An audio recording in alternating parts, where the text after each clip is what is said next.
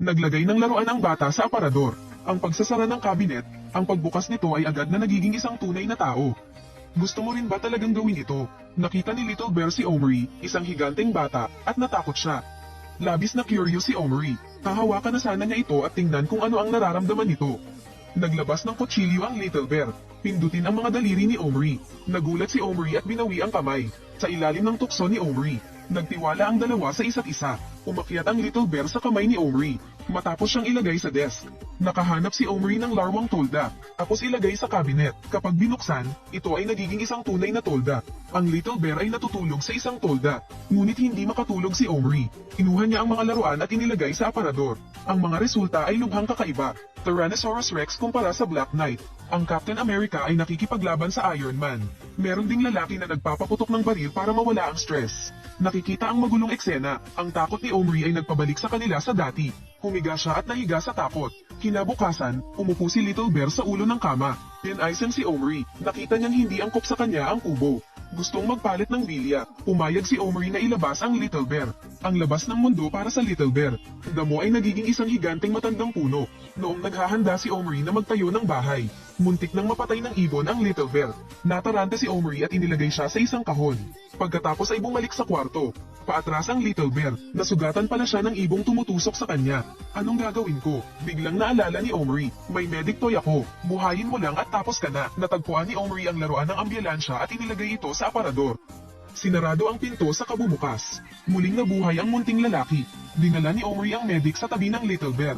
Mag-apply ng kaunting tradisyonal na gamot. Kumuha si Omri ng magnifying glass at tumingin. Oh siya, tapos na ba? Pagkatapos ay ibalik ang medic tulad ng dati. Kumuha ng isa pang maliit na taong may hawak ng palakol at ilagay ito doon. Huwag hayaan ang mga maliliit na tao na mag-react. Kinuha ni Omri ang palakol at ibinalik ito sa kung ano ito. Binigay ni Omri ang palakol kay Little Bear. Itinulak pa ang excavator para tulungan ang Little Bear na magtayo ng bahay.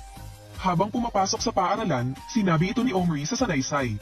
Pinuri rin iyon ng guro. Napakayaman ng imahinasyon ni Omri. Pagkatapos ng klase, umuwi si Omri. Nakita ko ang dalawa kong kapatid na nagre-research sa villa. Hayaan ang lihim na ito ay hindi matuklasan ng sinuman. Sinipa ni Omri ang lobo ng kanyang kapatid. Paalisan mo sila. Natakot si Little Bear at nagtago sa ilalim ng heater. Natakot si Omri na naiinip siya. Dapat buhayin ang isa pang matandang Indian na lalaki. Hindi pa nakakita ng higanti ang matanda. Nagulat sa atake sa puso. Ayon sa kaugalian, ang patay ay dapat ilibing. Matapos siyang ilibing ng matanda, binuhay ni Jack ang isang USA. Bitawan ito sa damuhan para manghuli ng Little Bear. Isang araw, iniuwi ni Omri si Patrick para maglaro.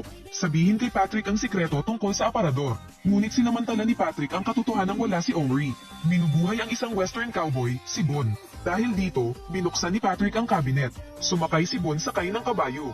Isa pa, alcoholic siya. Napatingin sa kanya si Patrick. Inisip ni Bon na ito ay isang pagsubok sa alkohol.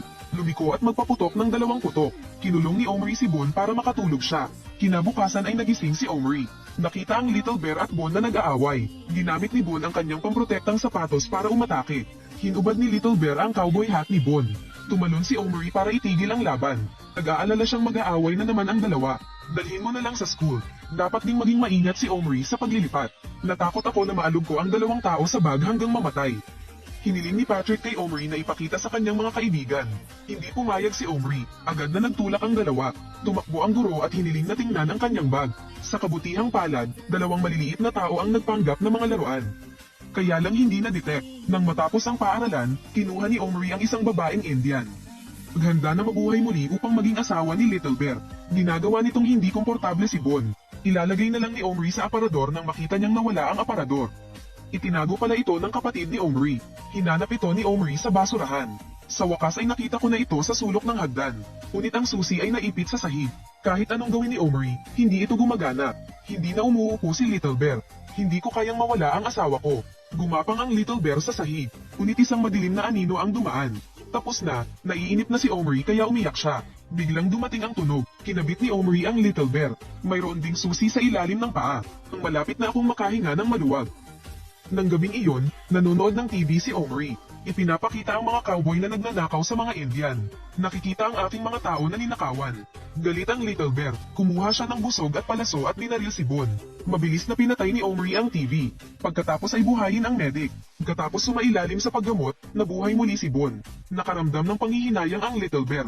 Dapat mong alagaan si Bon. Sa sandaling ito, naunawaan din ni Omri. Hindi sila kabilang sa mundong ito. Dapat silang payagang bumalik. Pagkatapos ng maikling paghihiwalay, nakahanda ang dalawang lalaki. Sumara at bumukas muli ang maliit na pinto. Bumalik na sila sa kanilang mundo. Malungkot na lumuha si Omri. Kung mayroon kang cabinet na ito, ano ang bubuhayin mo? Mangyaring mag-iwan ng komento. Sino ang nakakaalam? Marahil ito ay magkatotoo.